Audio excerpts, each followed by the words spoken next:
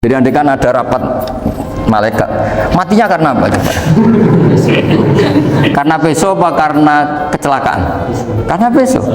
Karena kalau nggak tanpa peso nunggu 1 menit, gara-gara disembelih langsung terjadi sekarang. Nah, karena hukum halal ini yang menarik dan menguntungkan. Di bab ini orang jadi malikiyah semua. Mana maksud saya? Jadi kita ini sebetulnya Syafi'i pecundang gitu. Syafi'i partai politik. Jadi kalau sedang tidak menguntungkan ya saya ulang lagi ya. Jadi yang mau saya baca tadi itu logika fikih ya. Fikih itu berpikir ya. Di mana-mana namanya menyembelih itu apa? Dari hidup dimatikan dengan kaifiyah syariah. Kaifiyah syariah ini tidak boleh kamu nyontohkan harus disembelih, keliru juga. Karena untuk hewan yang berat atau hewan liar cukup dipanah asal ma'an harodama yang bisa mengalirkan apa? Darah. Jadi makanya saya umumkan bikaifiyatin syariah Pak Arifin kan tidak harus motong kan bentuknya. Kalau hewan liar kan atau sapi kurban liar kan, sapi kurban ucul liar kan boleh dipanah, boleh macam-macam. Nah kalau tembak bisa diperdebatkan karena ada unsur api Pak Arifin. Jadi bisa debat. Meskipun ada yang bilang boleh tapi bisa debat lagi kan? Karena ada unsur apa? Api Pak Arifin. Ya. Bismillahirrahmanirrahim. Nasta'inu ila siratal mustaqim siratal ladzina an'amta 'alaihim ghairil maghdubi 'alaihim waladdallin. Ini ada beberapa kitab yang saya hadiahkan ke ini istilahnya PSG apa BG apa sama aja? Ya sama aja lah ini PSG, BG anaknya. Loh yang orang tuanya PSG-nya? Oh. Jadi begini ya, tadi saya rembukan sama Pak Arifin musyawarah bahwa memang yang harus hidup itu ilmu. Ad-dunya mal'unah, mal'unun ma fiha illa aliman au muta'alliman wa mawalahu. Ada yang illa zikrawah wa mawalahu au aliman au muta'alliman. Jadi dunia ini semuanya terlaknat, seluruh isinya dunia ini terlaknat kecuali orang yang alim, kecuali orang yang belajar atau yang dekat-dekat situ. Nah, kenapa terlaknat? Itu ibarat kita orang Indonesia nggak tahu kalau Pak Jokowi itu presiden, itu kan ngawur sekali. Masa orang Indonesia nggak tahu kalau Pak Jokowi presiden? Kita hidup di PSG nggak tahu kalau pendirinya misalnya Pak Kures Habib Ali, nggak tahu kalau ustadznya Pak Arifin, Pak Wafa, itu kan ngawur sekali. Nah, andai kan tidak ada pelajaran, maka kita nggak tahu kalau Tuhan kita Allah itu kan ngawur sekali, nempat di buminya, makan rezekinya, kita menikmati fasilitasnya, tapi nggak tahu yang punya. Nah, sehingga di sini kadang orang-orang humanis protes, masa orang-orang kafir yang amal nggak diterima Allah, agama ini kok kayak sadis. Sebetulnya bukan gitu cara pandang. Bagaimana diterima sementara mengamalkan harta yang tidak miliknya. Itu kan ibarat saya punya uang 1 miliar terus disedekahkan Pak Wafa ke Pak Arifin, terus dia bilang ini dari saya, tolong diterima. Pak Arifin bilang makasih dunia mbahmu tak kan gitu kira-kira. Ya jadi itu logika kenapa ngamalnya orang kafir gak diterima, karena nggak ngakui yang punya. Ya. Jadi ibarat saya nempat di sini nginep terus terima kasihnya sama Muntahar, nggak sama Habib Ali, memangnya dia yang bikin gitu. Jadi orang nggak kenal Tuhannya itu buruk sekali, mal'un gitu. Nah, bisa kenal Tuhannya dimulai dari mana? Illa aliman au muta'aliman, yaitu harus proses belajar mengajar. Mau tidak mau. Makanya setiap ilmu, makanya saya tadi rembukan sama Pak Arifin, semuanya harus atas nama ilmu. Ibadah itu nomor 2, akhlak nomor 2, semuanya nomor 1 itu ilmu. Sekali ilmu ini hilang, maka semuanya hilang. Makanya di Quran dimulai Iqra bismi rabbikal ladzi khalaq. Termasuk sifat Allah Ta'ala yang awal-awal dikenalkan apa? Iqra wa rabbukal. Ketika Allah mensifati dirinya akram, alladzi 'allama. Orang terbaik, paling akram, paling karim, paling dermawan adalah zat sing 'allama, mengajarkan. Makanya kata Nabi, tidak ada sedekah sebaik kalimah yang ditemukan orang muslim, dan kalimah itu kalimah bijak kemudian diajarkan ke muslim yang lain, itu disebut afdhalus sedekah. Karena ini mengawal Islam. Jadi saya alhamdulillah semenjak kenal jenengan semua, entah berapa kitab saya selalu bawa ke sini supaya hubungan kita ini bil ilmi. Ya, karena hari Syajaratul Ma'arif beberapa kali sudah saya baca, ini tak ijazahi kitab Bajuri ya, sarahnya Fathul Qorib. Ini dikarang oleh Rektor Al-Azhar di eranya, termasuk Syekhul Azhar Imam Bajuri Ibrahim Al-Bajuri. Nah, di sini saya ingin terangkan kitab Dzabaih tentang, ya didengerin aja kalau nggak bawa kitab ini, yang takrib sama syarah, supaya sampean tahu kenapa harus ada syarah. Ya, saya ulang lagi, kenapa harus ada apa? Syarah. Syarah itu penjelas. Karena kelemahannya matan apapun sempurnanya, seorang lagi, kelemahannya matan apapun sempurnanya itu pasti ya nggak sempurna, namanya manusia. Dan tidak sempurna ini menjadikan kadang salah paham, sehingga mau tidak mau harus ada apa? Syarah. Jadi misalnya begini ya, di matan misalnya diterangkan zaman matan, penyembelian itu harus pakai bismillah. Kalimat harus ini harus dengan arti taruhan sah tidak sah, apa harus sebagai etika, apa harus sebagai supaya kebiasaan baik ini bertahan. Saya ulang lagi ya, misalnya Pak Arifin dawuh teng jenengan cung nak nyembelih pitik kudu maca bismillah. Kalau kamu memotong hewan harus baca bismillah. Kata harus itu apa artinya? Syarat sah, sehingga kalau tidak baca tidak sah. Apa keharusan dalam makna etikanya harus baca bismillah. Jadi urusannya hanya apa? Etika atau afdoliyah. Atau kita tidak ingin kultur baca bismillah itu hilang, sehingga barang tidak wajib pun kita wajibkan supaya kultur baca bismillah itu tidak hilang. Nah, Imam Syafi'i itu milih yang tidak wajib, itu hanya urusan etika. Sehingga dzabihatul muslim meskipun nggak baca bismillah, baik secara sengaja maupun lupa, tetap halal ya, tetap sah, tetap halal. Tapi beberapa ulama mengatakan baca bismillah itu wajib dan menjadi syarat sah. Ya kira-kira karena pamit tadi, yang beri nyawa itu Allah, kok apa yang menghilangkan nggak pamit, sudah menghilangkan nyawanya ayam dimakan lagi. Oh itu selingkuhannya kan mesti marah itu. Selingkuhannya, pacarnya, anaknya, cucunya itu kan marah itu.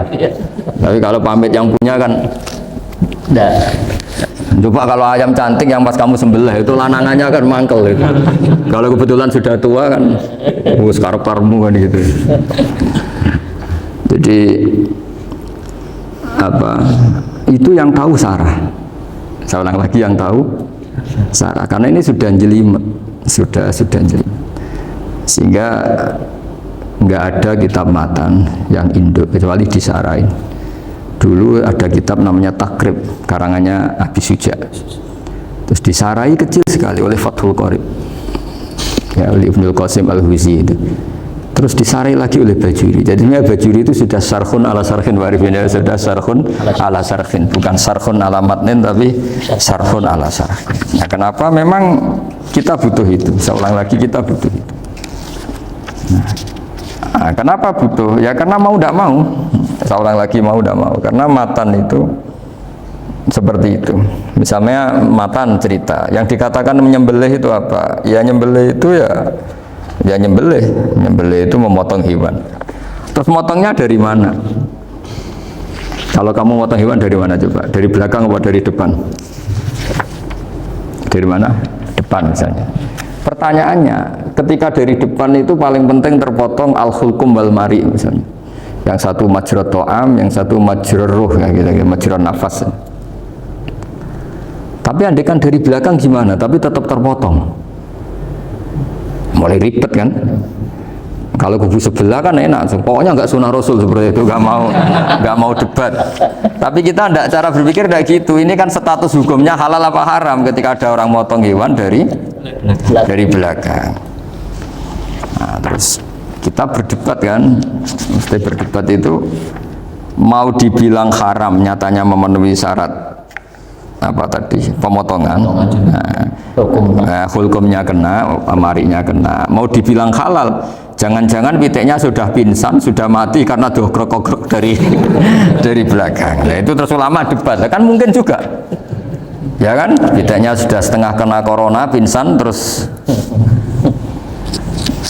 Ya kan, sudah pingsan terus digorok. Nah seperti ini mau tidak mau kita harus detail. Detail artinya yang dikatakan menyembelih itu apa? Ya nanti tak bacakan tabir di Bajiria sekaligus ijazah untuk jenengan semua. Saya tadi alhamdulillah ketemu Pak Arifin lama, hentikan panjang lebar tentang pentingnya ilmu.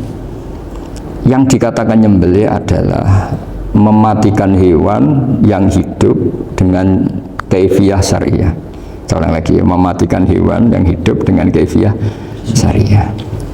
Nah, kalimat hidup ini mulai masalah. Hidup yang apa? Misalnya ada hewan, saya sering kalau ngaji cerita, ada ayam jago ketandang mobil, ketabrak mobil, kejet-kejet. Enggak kamu sembelih pun 1 menit lagi pasti meninggal. Ini kan hanya koordinasi prosedur saja. Karena prosedur ayam mati harus kejet-kejet, nggak boleh enggak langsung peletes mati, nggak boleh. Nah, pertanyaannya ketika kejet-kejet ini kamu sembelih, itu halal apa enggak? Wong enggak disembelih juga sudah mati. Artinya enggak penyembelihan ini kan enggak memberi kontribusi pematian, tapi enggak ngefek ya. Makanya terus ada perdebatan, ada hayatun mustaqirrah, ada hayatun ittiroriyah, ada harokatu masbuh. Itu kalau enggak sarah enggak bisa. Lalu pertanyaan nakalnya begini, saya itu betul pernah ngalami itu. Wayam jago itu kan mahal, apalagi kalau Bangkok kan. Saya pas jalan-jalan sama anak saya, sama jalan-jalan mau ke pasar itu di pertolongan tuar mak. Gus sih halal tuh orang, karena tanya orang awam, halal kata saya gitu. Padahal dia kan tidak disembelih ya pasti mati. Suatu saat ada yang mengkonfirmasi lagi. Saya bilang kalau kiai ya tidak pantas makan ayam gitu, tapi kalau kamu tidak kiai ya pantas saja. Daripada rata halal lo geremeng eman kan ribet. Nah sebetulnya itu dalam mazhab Syafi'i itu tidak halal karena dia sudah tidak punya hayatun mustaqirrah. Karena tadi setengah menit lagi atau 1 menit lagi pasti mati. Kan dia belum mati karena koordinasi Israel saja, tetap yang nyambil itu. Tetap kan nggak segampang itu kan, tetap prosedur apa? Jalankan SOP-nya harus ada. Nggak boleh mati selonang-selonang itu, nggak boleh. Tetap ada SOP kata Warifin ada SOP.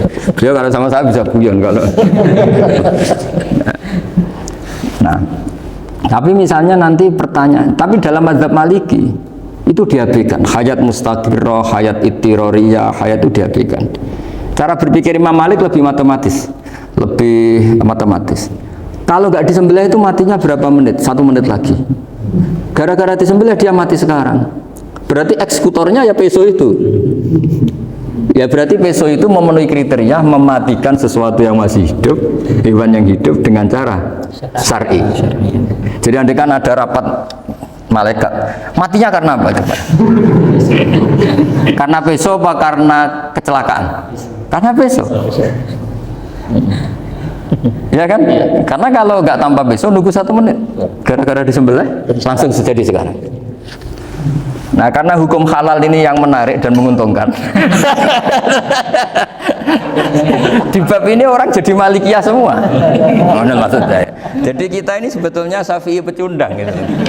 Syafi'i partai politik. Jadi kalau sedang tidak menguntungkan ya tidak.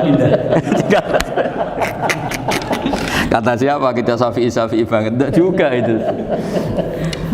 Ya, jadi karena tadi ya kalau pada level apa? Pada level perdebatan ulama itu ada tadi ya, ada seperti itu, ada hayatun mustaqirrah, ada hayatun ittiroriyah, ada harokatul masbuh. Jadi tak baca ya supaya dapat barokahnya ulama ya. Jadi tak baca redaksinya ini di halaman, terus kitab ini saya tinggal sebagai amal saya, keluarga saya, sebagai penghormatan saya sama Habib Ali, Habib Qures, Habib Hussein semuanya, Pak Arifin dan Bismillahirrahmanirrahim. Wa'lam. Ini halaman 562, ikutnya bab Kitabu Ahkami Shaidi wa Dzabaih. Ya jadi nanti yang apa, mungkin kalau beda halaman cari di babnya apa, kalau beda halaman cari di babnya. Karena kadang beda halaman warifnya. Kalau cetakan sekarang engkak-engkak ya. Beda penerbit, beda. Iya, kadang beda juz pun. Kayak Ikhya sekarang tuh sampai 6 juz. Zaman kita ngaji kan 4 ya. Sekarang ada yang 6, ada yang ribet cetakan sekarang ya. Di atas ada 10. Satu Ikhya itu. Hurufnya dibesarin. Ikhya biar. Iya, ada yang sama. Karena ngerti zaman akhir paling sudah agak buta huruf. Saya tuh dulu punya guru terakhum sudah sepuh. Itu baca gini nggak bisa, Pak. Jadi kalau di kelas harus dituliskan pakai spidol. Mulang Minhajul Abidin. Sudah sepuh sekali. Kalau ngajar itu nggak bisa jalan, udah pakai becak. Itu yang nulis agak kurang ajar. Nulis CDE ben cepet bar. Jadi kadang itu apa itu? Beliau masih semangat, tulisannya habis. Loh kok entek jeng. Terus ya wes ya. Jadi nulisnya di HVS baru dulu. Ya cepat selesai. Iya. Nah, kalau beliau pakai kitab sudah enggak perso itu. Anak-anak wah nulis sidik benang ber. Ribet. Saya ulang lagi ya. Jadi yang mau saya baca tadi itu logika fikih ya. Fikih itu berpikir ya. Di mana-mana namanya menyembelih itu apa? Dari hidup dimatikan dengan kaifiyah syariah. Kaifiyah syariah ini tidak boleh kamu nyontohkan harus disembelih, keliru juga. Karena untuk hewan yang berot atau hewan liar cukup dipanah asal ma'an harod dama yang bisa mengalirkan apa? Darah. Jadi makanya saya umumkan bikaifiyatin syariah Pak Arifin kan tidak harus motong kan bentuknya. Kalau hewan liar kan atau sapi kurban liar kan, sapi kurban ucul liar kan boleh dipanah, boleh macam-macam. Nah kalau tembak bisa diperdebatkan karena ada unsur api Pak Arifin. Jadi bisa debat. Meskipun ada yang bilang boleh tapi bisa debat lagi kan? Karena ada unsur apa? Api Pak Arifin. Iya. Tapi ini saya cerita umumnya bikaifiyatin syariah. Nah, karena kalimat hewan hidup, ada kalimat hidup. Hidup yang apa? Kan pertanyaannya. Hidup yang sudah kejet-kejet, misalnya sudah koma, sudah kena corona, disentak istrinya itu. Apalagi ayamnya menyaksikan pasangannya diselingkuhi. Wah, itu sudah stroke itu dia. Itu. Nah, itu makanya kalau orang suka macam-macam itu kayak ayam makanya itu.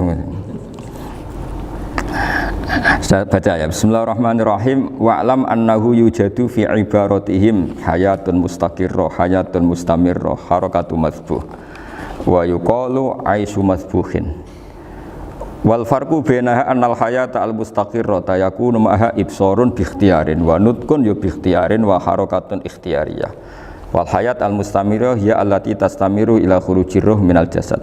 Wa harakatul masbuh ya allati la yabqa maha ibsarun bi ikhtiyarin wala nutkun bi ikhtiyarin wala harakatu ikhtiyariyah. Bal yakun maha ibsar wa nutkun wa harakatun ittirariyah ini. Wa ba'duhum farraqa bainahuma. Sampai saat terus ini. Jadi ini perbedaan-perbedaan pandangan ulama. Nah, Imam Malik itu mengabaikan semua istilah itu. Sing penting pas mbok sembelih iku kecelok urip, cara wong Jawa iku kecelok urip. Cek hayat mustaqirrah, cek ittirariyah, cek harakatu masbuh, pokoknya kecelok urip. Ini kecelok urip bisa dibilang masih hidup. Karena kalau bisa dibilang masih hidup, kamu sembelih, tetap nanti rapat malaikat kira-kira gitu. Ini matinya karena apa? Karena kecelakaan. Oh, kalau kecelakaan 1 menit lagi matinya dong. Tapi kan matinya sekarang ya karena disembelih. Nah tadi saya bilang sebenarnya mazhab Syafi'i itu tidak seperti itu. Karena Imam Malik menghalalkan, biasanya penggemarnya lebih banyak di bab bongso halal itu kan. Penggemarnya masih banyak. Tapi ya sudahlah, itu masih ahli sunnah karena salah satu dari mazhab 4. Tapi logikanya juga masuk. Jadi kita bukan sekedar taklid ke Imam Malik, tapi kalau kita ikhtiyat ikut Imam Syafi'i ya monggo, karena mungkin secara medis karena mengalami seperti itu mungkin tingkat kesehatannya apanya sudah ya sudah lah, yang penting makanya terus orang Jawa pinter nak PTE jago ya halal, nak cilik enggak lah. Itu kan ibarat perdebatan antara kepiting sama yuyu. Yang menghalalkan kepiting itu mengharamkan yuyu, tahu yuyu yang kecil di sawah ya. Tak tanya kenapa yuyu halal, karena amfibi Gus, bisa hidup di dua alam. Memangnya kepiting enggak? Oh beda. Ternyata beda maksudnya. Eman Gus kalau haram. Eman kan kalau yuyu haram kan enggak ngefek kan. Kecil. Ini mufti kok. Oh udah kadang halal. Udah kadang makan selama ini. Iya selama ini udah kadang makan itu. Makanya banyak kiai yang mengharamkan kepiting sebetulnya, tapi minoritas kan? Minoritas. Tapi yang mengharamkan yuyu mayoritas, wong kecil aja. Jadi kita ribet ikut siapa? Gitu. Kata siapa ahli fikih gak mikir untung rugi. Makanya saya ini bingung, jadi saya ini kan kiai ya, kiai betul. Susah kadang jadi kiai. Sebagian guru saya itu mengharamkan kepiting. Nah kalau kayak dolan di daerah Juwono Mas Nafis daerah itu penghormatan tertinggi santri itu kalau nyugoi kiainya kepideng karena itu makanan termahal. Bingung kan dia? Mau tidak makan itu kayaknya dipersiapkan betul Pak Arifin. Udah ada effort Ya. Warna nyari yang mahal kan. Mau makan itu sebagian guru kita mengharamkan. Akhirnya ya ada darurat tadi. Makan sekadarnya. Kalau saya habis 3 pasti israf. Kalau habis 1 prosedur hormat yang nyugui. Itu susahnya jadi kiai. Kalau kamu kan tidak kiai, mumpung gratis. Enaknya gak jadi kiai kan itu Mas. Pertimbangannya mumpung gratis. Sudah gitu masih mun dibutuh mawon, makai dibutuh mawon. Oh, digawa tenan. Tapi sebetulnya ada sisi naif dari yang bilang halal tadi. Ketika yang bilang naif itu versinya, tapi ya nggak apa-apa, semoga dimaafkan Allah. Naifnya tadi, tapi saya tidak tapi itu masalah khilafiyah ya. Semoga yang mengatakan halal juga benar, karena punya perhitungan iman tadi. Tapi yang bilang halal itu tak tanya, Yuyu itu halal apa haram? Lucunya jawab haram semua. Yuyu bahasa Indonesia nggak ada kayaknya. Nggak tahu juga saya apa. Yang penting paham tapi Yuyu, yang kecil itu. Itu kalau diharamkan nggak ada yang protes ya? Nggak ada. Tapi kalau kepideng? Ini pakai model apa? Coba Pak Wafa, kalau alasannya amfibi, Yuyu sama kepideng sama enggak? Kalau alasannya amfibi, hidup di 2 alam. Sama-sama. Sama-sama. Kenapa kepideng jadi halal? Besar. Lebih bernilai mungkin. Ini juga mufti model baru. Mungkin muftinya menghalalkan itu. Iya makanya itu. Kan, jadi kayak tadi ayam jago tadi orangnya tak tanya akhirnya. Andekan yang kecelakaan itu ayam kecil. Kamu tanya saya enggak? Ya enggak, terus langsung tak buang. Kan langsung dibuang. Berhubung ayam besar. Eman kan. Tapi nurani aja sebetulnya protes. Nyembelih wis klekek-klekek terus. Kadang kan wis apa kejet-kejet itu sudah tunggu SOP cara Pak. Ya tapi apapun itu ini ilmu harus didengar ya supaya sampean tahu ya, ada hayat mustaqirrah, ada hayat mustamirrah, ada hayat ittirariyah, paling enggak kita ngerti lah. Karena nanti di bab B ya nyun sewu di bab apa B itu ya nanti nggak sahnya karena apa? Tidak mutamawal. Misalnya saya punya utang sama Pak Arifin ayam jago, tak bayar dengan jago yang mengalami kehidupan sudah seperti itu kan tidak sah. Meskipun itu hidup tapi sudah tidak hayat yang mustamirrah, tidak normal. Jadi ilmu itu apapun tidak cocok kita karena beda mazhab misalnya, tetap sebagai apa? Ilmu. Jadi jangan pernah anti ilmu meskipun kita tidak cocok. Dulu saya itu heran sama Abu Hanifah karena membolehkan merujuk wakaf. Wakaf itu kan nggak boleh ditarik kembali dalam mazhab Syafi'i dan hampir semua ulama bilang gitu. Tapi kalau kata Abu Hanifah, jika nazir yang nerima itu tidak sesuai rencana kita, keinginan kita itu boleh narik kembali. Fa innal waqfa atiyatun mahdhah, kata beliau, wakaf itu ya pemberian normal saja. Suatu saat ada peristiwa gini Pak Arifin ya, ada orang kaya raya mewakafkan tanah itu senilai kalau nggak salah itu 60 miliar. Singkat cerita beliau bermain apa gitu, bisnis apa itu bangkrut, kemudian itu belum disertifikatkan wakaf, kemudian nggak ada yang disawang coro Jawa, nggak ada yang dilihat, terus mau dibeli sama nyuwun sewu sampai yang mau beli yang mampu itu non muslim. Singkat cerita ada orang kaya muslim yang mau beli itu tapi ada problem karena itu wakaf. Tapi kalau nggak dibeli itu malah dibeli non muslim. Tanya saya, akhirnya saya jawab nggak apa-apa dibeli saja, ngikuti mazhab Abu Hanifah. Karena kalau mazhab Syafi'i itu nggak sah semua pembeliannya. Tapi apa artinya mazhab kalau kita berpikir nggak sah tapi yang jual melakukan? Nah itu yang nggak dipikirkan oleh orang-orang fikih yang di Menara Gading. Apa gunanya kita bilang nggak sah? Tapi yang punya tanah tadi tetap menjual. Karena tidak mengindahkan hukum itu, mau apa coba? Makanya saya bilang bagi tentang Gus itu nggak ada kaulnya dalam mazhab Syafi'i. Saya bilang kamu mengharamkan itu tidak ada gunanya karena itu tetap dilakukan. Jadi kita pertimbangannya ndak itu, daripada dikuasai situ mendingan kita. Betul.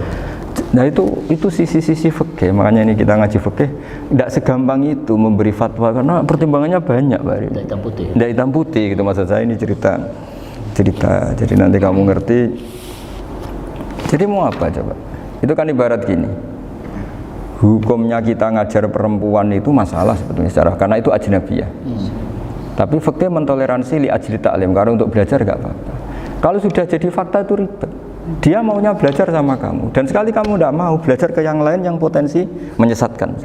Jadi fikihnya bukan masalah nazar lagi, sudah penyelamatan.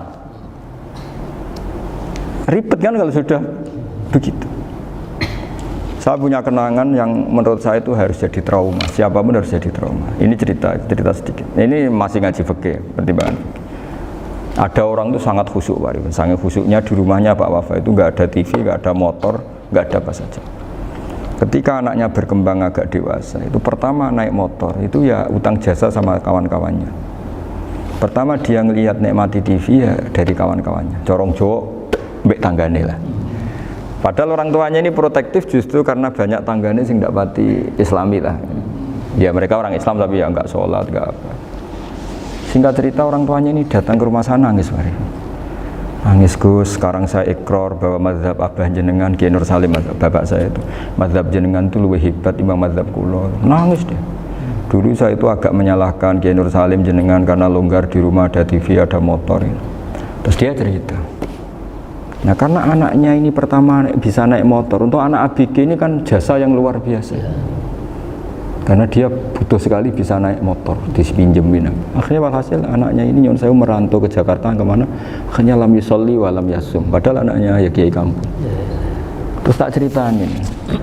Terus akhirnya dia tanya, kenapa sih Gus jenengan sama Abah kok longgar gitu sama anak? Terus tak ceritain gini Pak Arifin. Menurut ilmu al-insan abdul ihsan, manusia itu budaknya kebaikan. Karena utang jasanya sama anak ini, ya dia akan ainut anak ini. Sementara kenangannya mbek jenengan mbok amui. Enggak boleh. Dia baru ngakui ya Gus saya itu nyun sewu hanya khusyuk tapi kurang ilmu. Tadi dia hanya berdasar khusyuk. Bocah kok main delok TV kan pikirannya hanya gitu. Ini cerita ilmu, saya bukan menjustifikasi manapun, ini kan cerita ilmu Pak Arifin ya. Jadi semuanya itu ada hitung-hitungannya. Coba kalau kita terlalu stakung be anak pertama naik motor jasanya orang nggak sholat ya, pertama roh TV jasanya orang nggak sholat. Coba terikatnya anak ini sama kita apa sama orang itu? Sama orang itu. Bayangkan kalau umur ABG, kalau umur sak pari pun Pak Wafa ini nafsu astagfirullah kan. Gue cok tua nome orang. Gaya tok, bareng tua udah khusus gue gaya tok. Aslinya namanya bodoh. Ya saya sama semua. Cuma saya kan lebih jujur dari biasa. Jadi orang itu harus ngitung gitu. Itu kenapa Mbah Mun tuh kiai alim alama. Setahu saya dalamnya ada TV. Putra-putra ini lihat TV. Meskipun kita tidak mungkiri negatifnya TV, kita nggak mungkiri Pak Arifin ya. Tapi tadi ketika anak-anak ABG itu pertama lihat TV jasanya tomboni. Kalau kebetulan tanggane wong soleh nggak masalah ya. Kalau enggak, itu nangis ke rumah saya itu ya. Nyesel dia. Tapi saya bilang gini, ini jenengan tiang soleh, mesti anak jenengan suatu saat kembali. Coba pola jenengan harus rubah. Ini hebatnya Nabi. Ketika Sayyidah Aisyah masih kecil, minta diperlihatkan li'bul habasyah. Itu ya diturutin kan masyhur itu. Kayak apa Nabi? Karena kalau nggak diturutin, pasti Sayyidah Aisyah akan ngidolakan mainan yang lain yang di luaran sana malah. Itu karena Nabi punya kearifan tadi. Jadi ini kan ilmu, lagi-lagi ilmu. Jadi yang semua itu harus dibaca dengan ilmu. Makanya kata Nabi, ad-dunya mal'unatun mal'unun fiha illa dzikrawah wa ma'alahu aw aliman aw muta'alliman. Karena dunia ini hanya bisa dibaca dengan ilmu. Yang diridai Allah maksud saya hanya bisa. Lalu saya itu banyak kenal menteri, kenal pejabat. Tapi saya tidak pernah melihat itu sebagai pejabat. Melihatnya itu orang yang ingin belajar agama. Karena sekali salah melihat, yang hidup itu tamaknya Pak Arifin. Yang hidup kan tamaknya. Saya kenal orang kaya kok melihat kayanya, yang hidup itu tamaknya, ingin dapat ini, dapat. Tapi kalau melihat itu sebagai hamba Allah yang ingin belajar, insya Allah kita selamat dari tamak. Meskipun kita ya manusia tidak sempurna.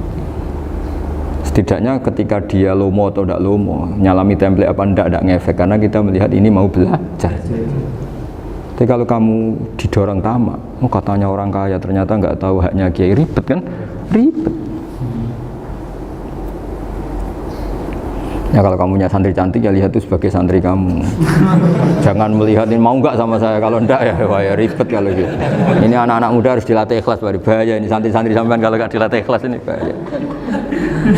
Karena ini belum punya penggemar pejabat, paling ya anak-anak yang ya tadi ABG.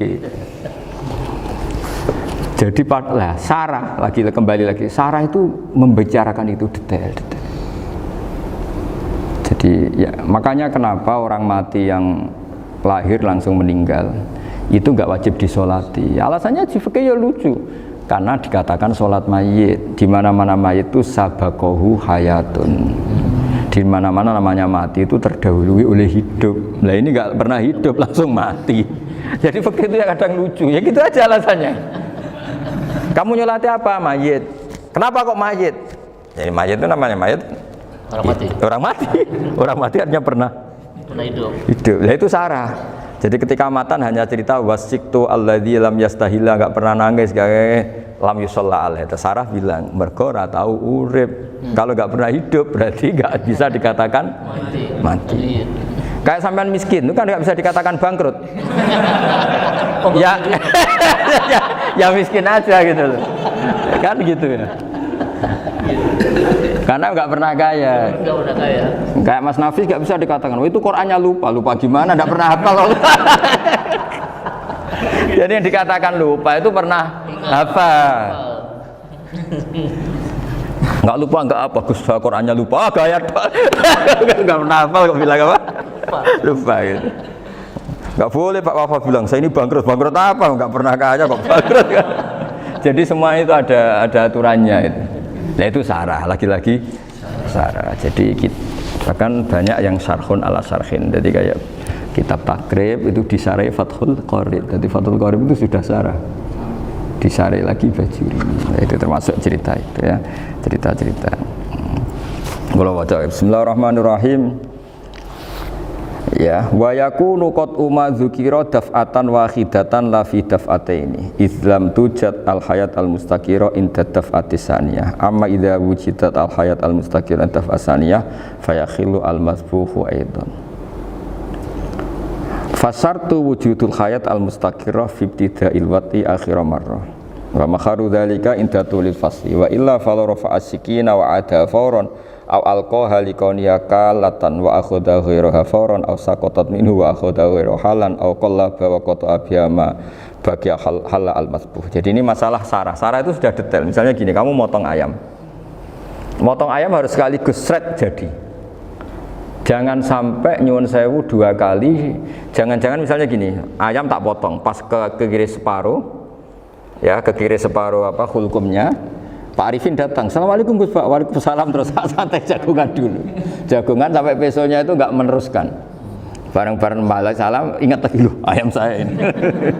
Ketika saya meneruskan ini, potensi ayam ini sudah mati atau sudah hidup yang ini masih mazhab Syafi'i loh ya. Atau sudah hidup yang sudah tidak normal.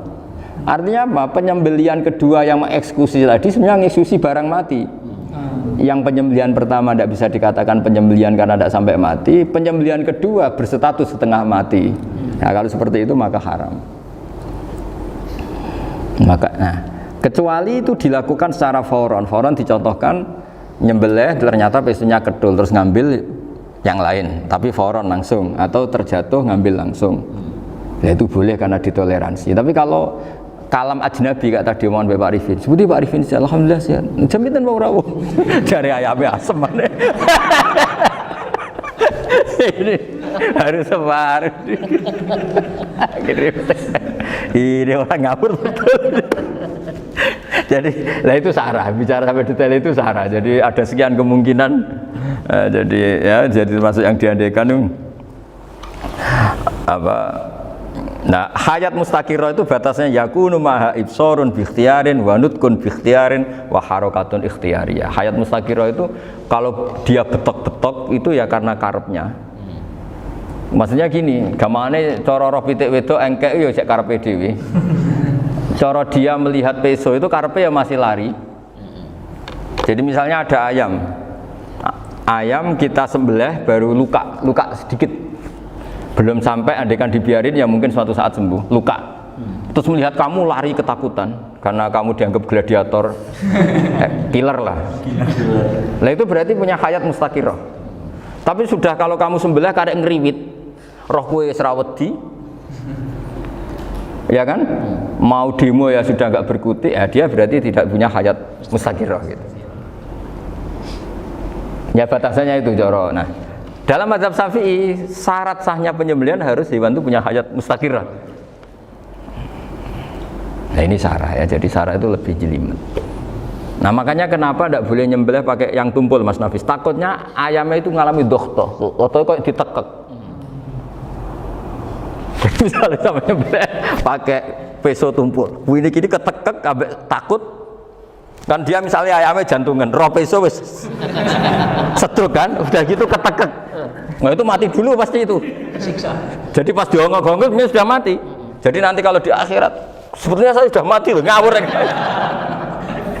Wah apalagi nganggo keris naga sosro, wah itu sudah gereng sakti kan, diginikin tok sudah mati kan.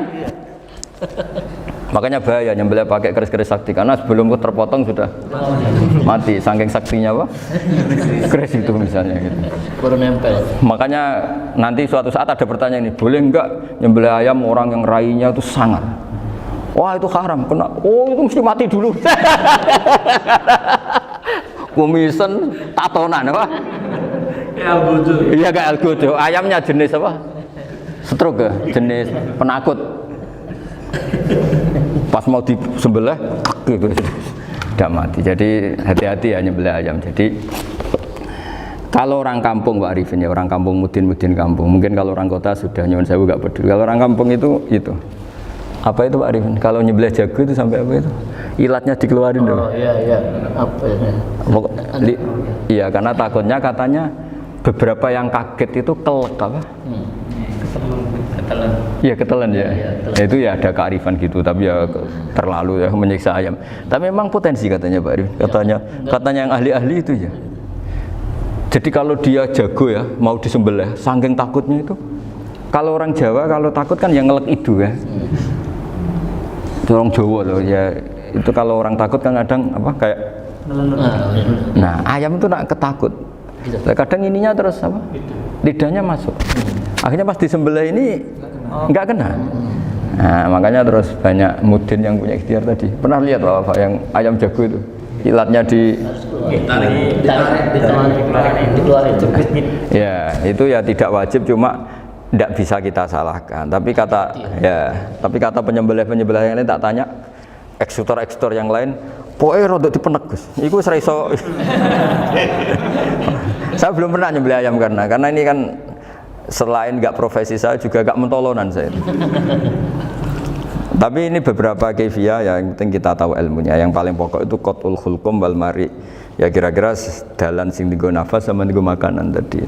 Ya tapi itu tadi caranya. Semua itu harus mengalami atau masih punya hayatun mustaqirah. Nah, takutnya dalam konteks nyembelih yang apa tadi? Saya bilang separuh tadi. Itu jamnya normal enggak? Itu sudah jam 11 ini. Jam 10. Cepetan juga. Oh, jam mati almarhum itu. Itu enggak halal disembelih itu sudah maitah ya. 10, 13, 10, 14 kan. Iya. Ya makanya saya bingung lihat jam. Ya jadi itu Pak Wafa ya, pentingnya sarah itu seperti itu. Matan itu kan asal nyembelih saja, tapi di sarah diterangkan jangan hanya nyembelih, yang disembelih harus ada hayatun mustaqirah, karena dikatakan penyembelihan adalah menghilangkan nyawa dengan cara yang syar'i. Nah, kalau nyawanya saja sudah hilang bukan nyembelih gitu. Nah potensi itu ada ketika jago kamu sembelih pakai yang tumpul, ini ada dohtoh. Loh, hewan itu juga kayak manusia loh, karena punya hati, ketika takut saja mati. Nah takutnya ulama kan ini ngalami dohtoh, kayak orang ditekek kan mati kan, ditekek kaget. Contoh gampang gini, orang ditekek perempuan kemungkinan mati itu kecil, karena murni hanya ngalami pernafasan. Tapi nak ditekek wong guaga tatonan kan terus dua reaksi tubuh, takut sama gak bisa bernafas, itu kan lebih cepat apa? Mati. Kira-kira kan gitu. Lah ini sudah takut dongok-hongok itu kan Nyiksa. Saya sering ketemu orang yang ahli nyari ular, nyari apa. Itu ya gitu. Filosofinya sama seperti orang perang. Harus bikin takut. Iku kewan Gus nak disewentak, iku telelekan, jare telelekan iku apa Pak Anda bicara bahasa Batawi ini itu. Orang kaget terus terpaku itu. Apa enggak? Teorinya Khalid bin Walid kan gitu. Kalau perang supaya musuh takut. Kamu tahu saya, kami siapa? Gertak gitu ya. Ayat ji'na biqaumin yuhibbunal mauta kama tuhibbunal hayat. Kita ini bawa pasukan yang mereka mencintai mati kayak kalian mencintai hidup. Pasukan kami ini wah darwis, berani modar ya wis gitu, kira-kira gitu kalau bahasa Jawa itu. Gertak mati. Berani mati. Berani mati. Akhirnya musuhnya kan nah, di antara syaratnya perang kan gitu, harus bikin musuh itu takut, gemeter. Nah, telelekan itu gampang gitu loh. Telelekan itu pokoknya tadi loh Pak Arifin, kepaku tadi. Nah, agak berkutik. Paham ya? Nah, jangan-jangan ayam yang kita sembelih mau wis wedi diongok-ongok mati duluan gitu. Nah, makanya terus kata musannaf kalau bisa itu wa yakunu madzukira bidafatin wahidah. Kalau itu usahakan sekali jadi. Tapi itu bukan berarti syarat sahnya harus sekali jadi. Kira-kira karena tadi gak kebayang kan kalau baru separuh tak Assalamualaikum Gus Pak, Waalaikumsalam Pak Arifin, sebuti kabarnya. Baru itu terus ingat, diteruskan lagi. Kemungkinan ini sudah mati apa? Nah, makanya ya tapi lagi-lagi ini sarah ya tak baca Bismillahirrahmanirrahim wa yakunu qad umadzukira daf'atan wahidatan la fi daf'ataini fa innahu yahrumul masbuh hina idin. Kalau dua kali, tapi dua kali maksudnya yang satu kali ini mengakibatkan kematian. Dikatakan penyembelian belum sempurna, dikatakan hidup toh nanti pasti mati, berarti tidak mengalami hayatun mustaqirrah. Paham ya? Jadi ini semoga dapat barokah dari para ulama. Jadi saya mohon nanti Pak Wafa, Pak Muntaha, teman-teman jangan hanya baca matan ya, pada level alim itu harus baca syarah karena matan itu nyuwun sewu tidak cukup untuk menjawab sekian kemungkinan. Nah, syarah itu sono fardul masalah. Ya Pak Arifin ya mengandaikan masalah meskipun belum terjadi ya pengandaian sehingga nanti kalau terjadi kalau militer itu apa? A, B ya? Alternatif gimana? Kalau strategi itu kan ada sekian A, B, C. Kalau A gagal, B sudah siap. Oh, militer. Jadi kalau masuk surga pintu satu nggak bisa, itu kedua. Lewat teras Gus. Ini sembrono. Bagi Al-Fatihah.